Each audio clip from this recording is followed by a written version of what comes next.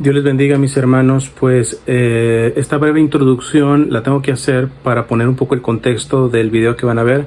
Esto fue ya hace bastantes días. Había entrado a YouTube y estaba viendo que estaban comentando una cuestión sobre Los Ángeles y puse ahí algunos comentarios y Santi Alarcón, esto en el canal de Santi Alarcón, y pues la gente quería que entrara, Santi también me invitó, etcétera, entré y hay un poquito el contexto como tal. Pero al fin y al cabo, subrayen la cuestión de que es un diálogo random como tal, ¿va? O sea, como decía Santi, es un pensar en voz alta, básicamente, y en esa justa medida tomar las opiniones de todos, bueno, al menos las mías, en esa cuestión de estar pensando en voz alta, como se dice popularmente. Entonces, dicho este contexto, se los dejo por si les es de aprovecho en su vida espiritual. Dios les bendiga. Por ahí lo llevaría otro tema, si realmente volviendo... se hicieron hombres o tenían apariencia de hombre. No, ellos... No, para. Mirá lo que dice la Biblia. Mirá lo que dice la Biblia. Perdón la interrupción, Piti. Mirá lo que dice la Biblia. Toman realmente apariencia de hombre porque dicen que los ángeles comieron. Claro. Comieron. Entonces, hay un cuerpo de hombre real. Comieron. Dice también, o presume el capítulo presume como que también le lavan los pies. Hay materia real. Entonces, ahí hay un cuerpo de hombre. Sí, de hecho la gente de afuera quería llevárselos. Exacto. Entonces lo estaban viendo, estaban ahí presentes. Comían. Igual de toda forma, yo siempre me quedo ahí con ese signo de pregunta, porque yo podría hablar de una materialización, ¿no? Un ser espiritual que se materializa con una forma de hombre, tiene una materialización, pero es un hombre por naturaleza y de carne, así como nosotros, o es un ángel materializado con la forma de un hombre, pero de repente no es un hombre propiamente, si nosotros le hiciéramos un chequeo. No sé, es como que me queda siempre el signo ahí, ¿no? Digo, ¿qué pasó? ¿Qué haces, Cris? Sí, perdón, Emma, y ahí lo saludamos a Cris. Sí. No, pero en ese caso, con el tema de los ángeles que tuvieron, no sé, capaz que digo una burrada, ¿no? Los ángeles que tuvieron interacción con las mujeres del Antiguo Testamento, eso que se puede tomar como algo... Claro. Es buena esa. Ya está, papá, no nos rompa mal los esquemas. Cris, ¿cómo estás? Cristian Huerta con nosotros. ¿Qué haces, querido? Dios te bendiga, hermano del alma. ¿Me escuchás, Cris? Todo bien, sí. Sí, los escucho. Pues bueno, me decías que entrara, pues no estuve desde el principio, no sé realmente cuál es el fondo de todo, pero estaba nomás como... Mira, te pongo en contexto, rapidito te pongo en contexto. Lo que estamos tratando, esto es una conversación random, ¿eh? No estamos acá, desde el principio dijimos, muchachos, a los que están en el chat, acá no es que nosotros nos estamos sentando a pretender enseñar nada, estamos haciendo simplemente una conversación random en donde estamos pensando con voz alta, nada más que eso. Para que entienda también, un momento apropiado para que la gente en el chat entienda que esa es la intención de este stream. Nada más que eso, ¿está bien? Entonces, a la luz de lo que enseña las escrituras, la tradición, la misma iglesia con su magisterio y demás, estamos tratando de razonar un posible ejemplo lo más aproximado posible al caso de la transustanciación.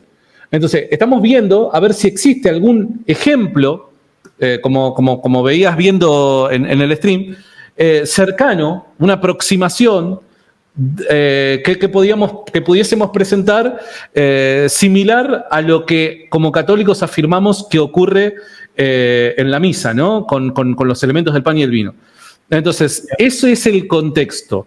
De ahí es que, bueno, surgieron posibles ejemplos. Uno fue el del nuevo nacimiento en el bautismo. Otro, que es justamente el que estamos hablando ahora, es el del ángel, cuando en la Biblia dice de que toman apariencia de hombre y, bueno, más allá de la discusión, sustancia, accidente y demás, estamos discutiendo a ver, bueno, ¿y esto qué onda? ¿Qué es? Ese sería el contexto, hermano. Claro, bueno, algunas cuestiones, al menos de lo que yo sé, por ejemplo, respecto al ángel, el ángel es sustancialmente distinto al ser humano. Son dos sustancias distintas como tal. Entonces, yo escuché a dos exorcistas como tal, que son expertos en esta cuestión de angelología, que hablaban que cuando un ángel se manifestaba, era precisamente, alguien creo que mencionó casi como un holograma, no lo decía tal así, pero estrictamente el ángel no se hace hombre como tal, ¿va? Hay alguna circunstancia, de hecho, alguno que decía que podía tomar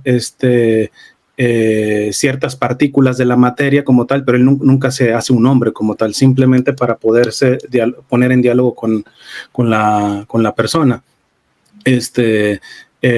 También hay que distinguir el hecho de la parte espiritual de quien entra en contacto con ese ángel, entre comillas, encarnado, porque, por ejemplo, hay una distinción entre trance y éxtasis, ¿va? El trance es una manipulación de una entidad como tal, generalmente diabólica. El éxtasis es una manifestación sobrenatural, ya sea directamente de Dios, de un ángel salvado evidentemente, o de la Virgen como tal. Y entonces ahí lo que pasa es de que lo que de alguna manera se ven afectados son nuestros sentidos. Entonces también aquí se voltea un poquito la tortilla, es decir, la persona que está entrando en un contacto con un ángel encarnado como tal, ¿fue el ángel que cambió o fueron mis sentidos que han sido tocados por una realidad que lo lleva más allá? ¿No? Bueno, pero Cris, ahí cuando yo te traigo el ejemplo de Génesis, tanto en el caso de Abraham como en el caso de Lot, dice la escritura que los ángeles comieron. Yeah. O sea, ahí hubo interacción entre varias personas con los ángeles. Los ángeles comen la comida preparada por estos, ya sea por Abraham, por Lot. Entonces ahí ingieren materia los ángeles. Entonces, me parece que pero ahí está la cuestión. Es decir, eso es lo que esos seres humanos percibieron, que el ángel estaba comiendo como tal. Pero hay que ver si los sentidos de esos seres humanos estaban pasando por un éxtasis como tal. Entonces, por ejemplo, los videntes ya no reaccionan, por ejemplo, a Bernardita en Lourdes, le podían quemar y no sentía absolutamente nada porque los sentidos se suspenden. Pero a diferencia del trance, alguien que entra en trance, por ejemplo, un poseído, los mediums y todo eso, pierden su identidad y Dios siempre respeta la libertad. Entonces, en este sentido, el que tiene el éxtasis como tal no se elimina su identidad, su libertad, todo eso, simplemente que sus sentidos se suspenden en el sentido terrenal de la palabra como tal. Siguen activos, pero en una dimensión sobrenatural. Entonces, en esa dimensión, hasta dónde el mismo sentido de la persona se afecta, porque, por ejemplo, hay muchas apariciones en donde... claro, pero cuando vamos al texto, cuando vamos... colectivo. Claro, está proponiendo un éxtasis colectivo, sería. Claro. Sí, no, o sea, estoy poniéndolo como una tesis como tal que pudiera dar un elemento más de discernimiento. Yo no estoy afirmando de que... Sí, entiendo. No, el ejemplo... Puede pasar esa cuestión, ¿verdad? Puede pasar esa cuestión y eso la iglesia lo tiene muy estudiado. Hay muchas apariciones en donde la Virgen también hace gestos que estrictamente hablando pues no corresponderían a su naturaleza ya exaltada como tal, ¿va? La Virgen evidentemente tiene su cuerpo, ¿va? Pero entonces son cuestiones que hasta dónde viene la cuestión de que Dios quiere mostrar un mensaje concretamente. Es más o menos, por ejemplo, con las almas del purgatorio. Perdón, lo tengo que despedir a Rafa, que me parece que nos está saludando porque se tiene que ir. Sí, chicos, ya me tengo que retirar igual porque tengo que hacer un programa ahorita. Voy a responderle a Edgar unas cosas precisamente sobre el tema de la transubstanciación. Así que te mando un abrazo, querido hermano. Por la invitación y Dios te bendiga, genio. Chau. Perdón, por ejemplo, hay una cuestión de los almas del purgatorio.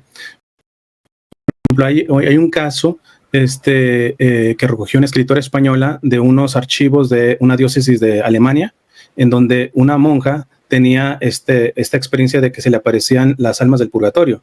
Entonces, por ejemplo, la primera que se le apareció era una mujer que tenía clavos en la boca. Estamos hablando de que clavos estrictamente no existen en el más allá, pero el Señor permitía y esa mujer la llegó a tocar a la monja. O sea, ella sintió cuando fue zarandeada. Entonces, ella dice que muchas veces Dios permite, por ejemplo, ya ella rezó y empezó a rezar por esa alma, entonces dice que fueron como quitándose los clavos de la boca y ya después esa persona le dijo que lo que estaba reparando eran las consecuencias de la difamación, de la calumnia y todo esto. ¿Eh? Entonces dice que Dios permite que las almas del purgatorio, sobre todo las que están más abajo como tal, visual, porque si no nosotros no lo podríamos entender.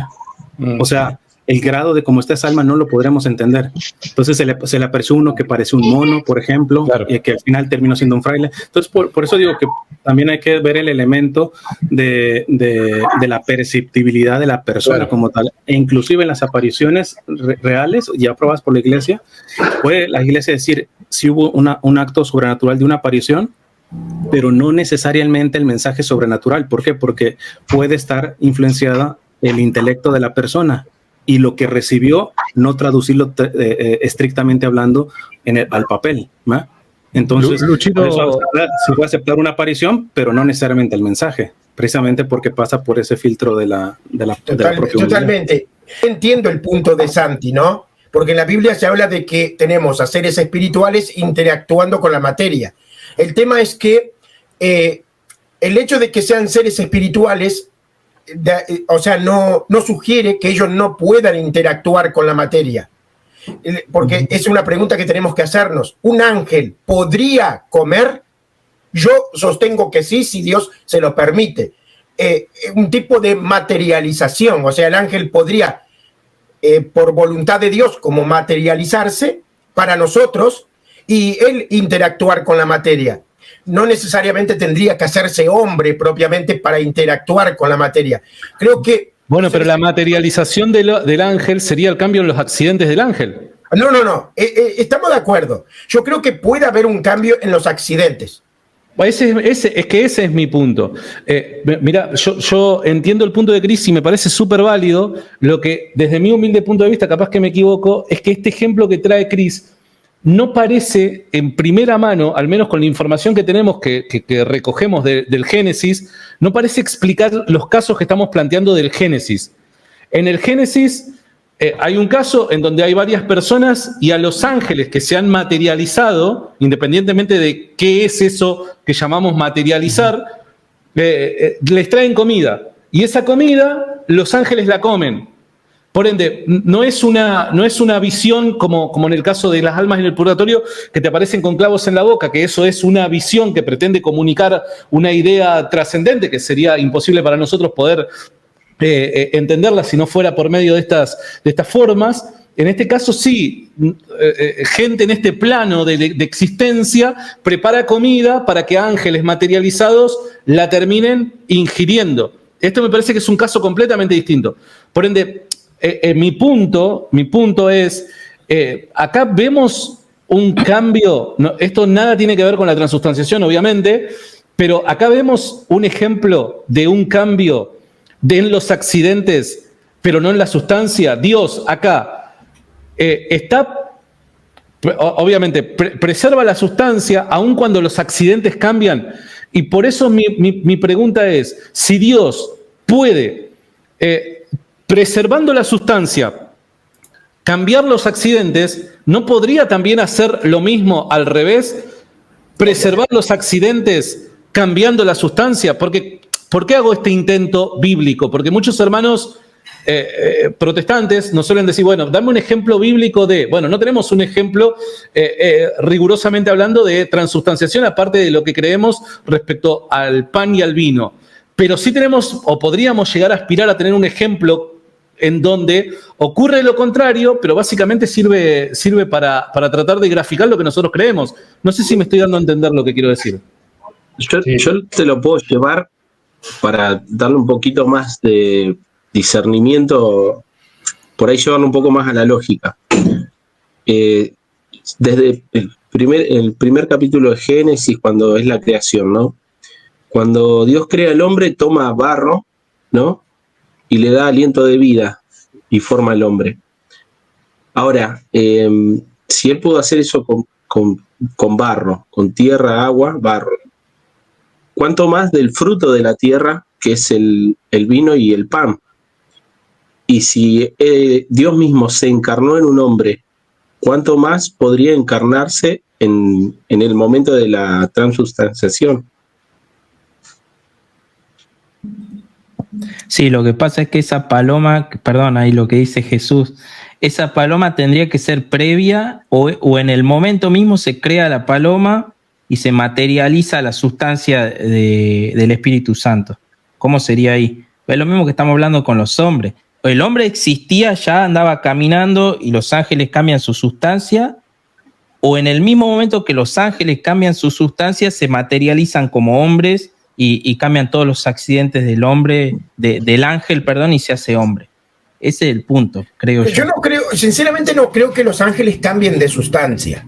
Es mi punto de vista, ¿no? No creo que El hombre. Claro, el hombre, ahí va. Ahora, creo que yo también entiendo el punto de Cristian y de alguna forma es algo que lo considero. Yo considero que sí puede pasar el caso de que esos ángeles que comieron perfectamente, a ver, esas personas que vieron ese evento podrían estar en una especie de éxtasis, ¿no? Colectivo incluso. Yo no tengo problema con eso porque es un caso que puede ser viable. Miren, a mí me pasó, y esto no es un éxtasis, me pasó en una oportunidad que yo estaba comiendo con mis padres cuando era chico, tendría 12 años, estaba comiendo ¿no? con mis padres tarde, y de repente me dormí en la mesa. Y resulta que tuve un sueño rápido donde mis padres me hablaron. Y yo me desperté y le empecé a contestar a mi padre. Y todos quedaron así como diciendo, ¿pero de qué estás hablando? ¿No? Como diciendo, pero chabón, ¿qué estás diciendo? Claro, porque yo no supe distinguir entre el sueño y la realidad en ese momento. Para mí era todo lo mismo. O sea, bueno, pero si hubiera sido así, Luchito, en el caso bíblico, la Biblia, creo yo, que vemos en varias ocasiones en donde ciertas personas experimentan éxtasis y la Biblia deja en claro que eso es un éxtasis. Claro, en este caso, en el caso de Génesis, parece que no es así. Sí, parece como que verdaderamente los ángeles, no sé si la palabra correcta es materializarse, pero el ángel aparece con apariencia de hombre y come realmente. Esa comida desaparece. No es que de repente los ángeles se van y Abraham con Sara se dan cuenta, mira, la comida está acá. ¿Se entiende? Pero por ejemplo, ahí me parece que es algo distinto. El Señor, por ejemplo, con su cuerpo resucitado les pidió de comer. Pregunta, ¿un cuerpo resucitado necesita comer? No.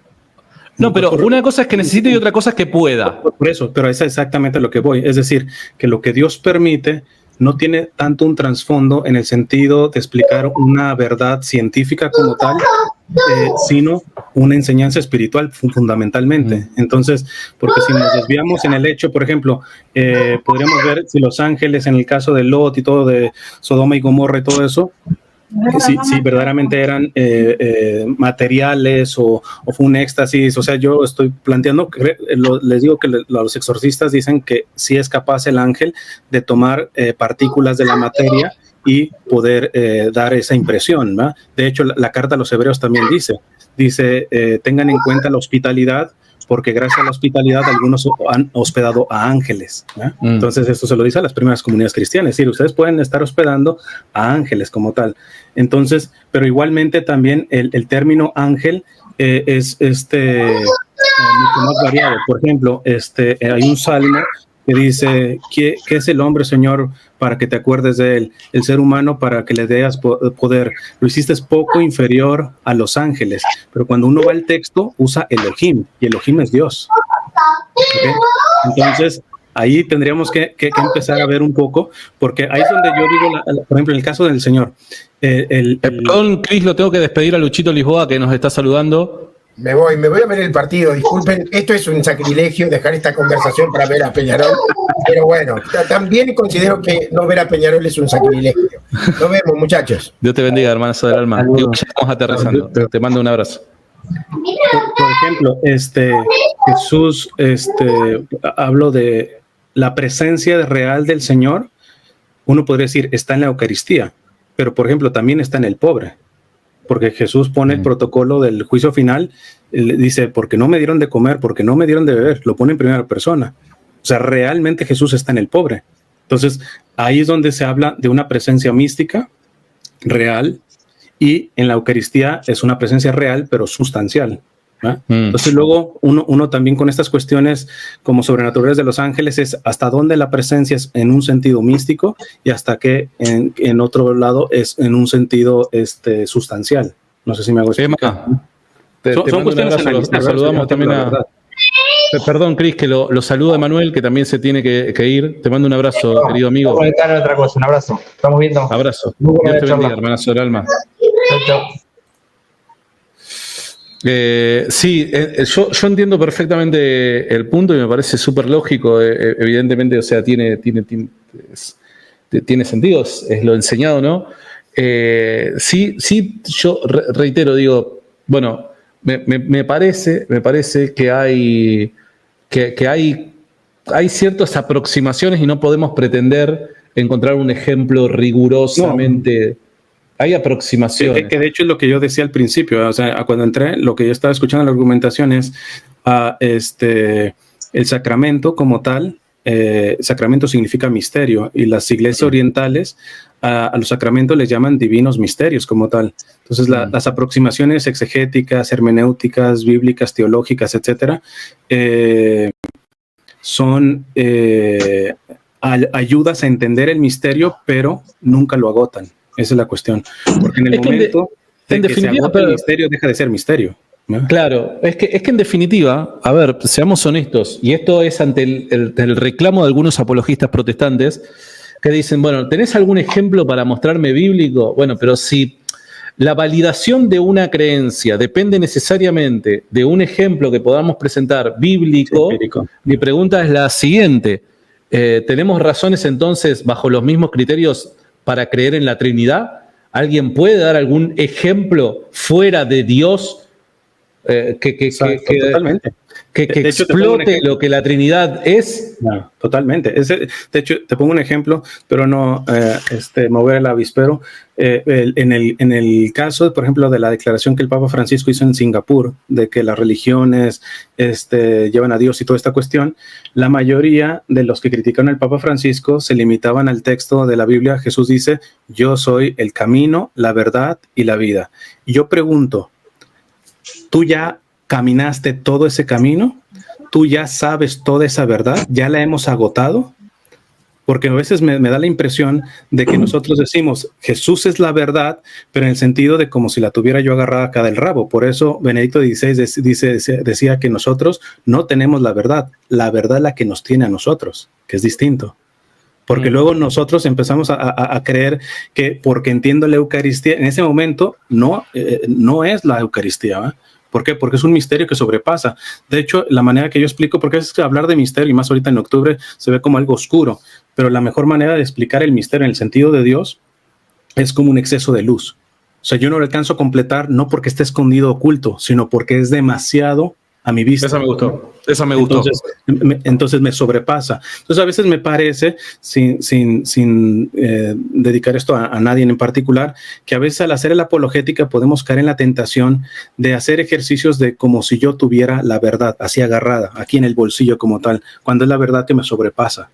Los intentos nos pueden conducir a la verdad, pero esa verdad, ese yo soy la verdad, yo no puedo hacerlo como marca propia, no le puedo poner copyright. Es decir, yo estoy salvo porque yo digo que Jesús es la verdad, pero pregunta, ¿tú ya has abarcado la verdad? Porque posiblemente esa verdad que es Cristo, precisamente hay elementos que todavía no consumes y por eso no entiendes, por ejemplo, al Papa Francisco. Nomás por poner así como de manera simplona. Es decir, es esta cuestión que, por ejemplo, en el numeral 66 del Catecismo se nos dice que la revelación pública ya está dada, pero no está completamente explicitada. Y que en el transcurso de los siglos el Espíritu Santo irá llevando a la iglesia a esa verdad que no cambia, pero que no está totalmente explicitada. Es decir, podemos decir que todavía hay más que profundizar en la Eucaristía, sí. No nos los han dicho todo con transubstanciación. O sea, las implicaciones son de unas dimensiones que, mira, para poder entender, entre comillas, a Dios necesitamos una eternidad. Y ni así no lo vamos a acabar. Y ni así no lo vamos a acabar.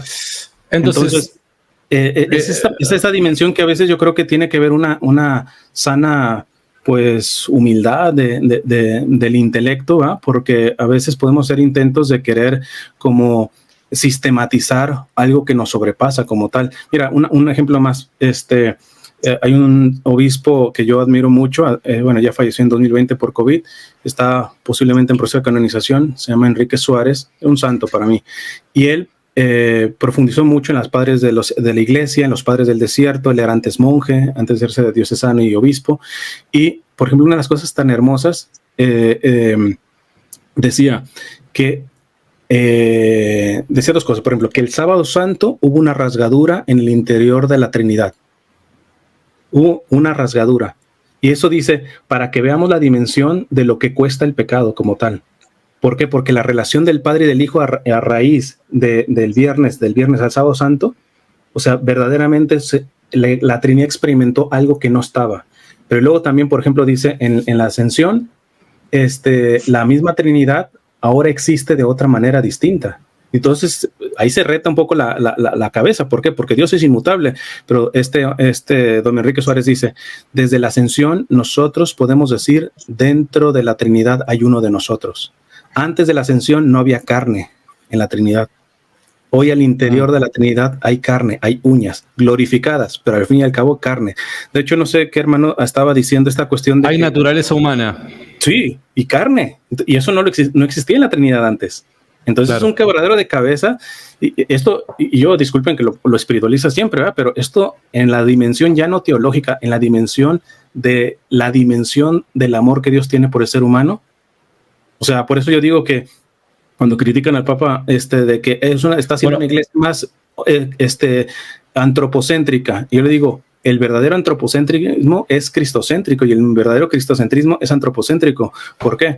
Porque el prototipo del ser humano, Dios pensó en el ser humano a raíz de Cristo. Nosotros creemos a veces que Dios se le ocurrió encarnarse a partir de que el hombre pecó. No, Dios ya había decidido eso. Los padres de la iglesia por eso hablan de que esa fue la causa de la revelación de los ángeles. Antes de crearse toda esta cuestión de Adán y Eva y todo eso, en su eterna deseo, Dios quería encarnarse ahí y Satanás no soportó eso porque la naturaleza en principio del ángel es superior a la del ser humano. Y cómo Dios se iba a hacer esa kenosis, esa humillación. Entonces los padres de la iglesia hablan de que cuando Dios pensó en el ser humano, pensó en Cristo. Cristo es el modelo, el prototipo del ser humano en este sentido.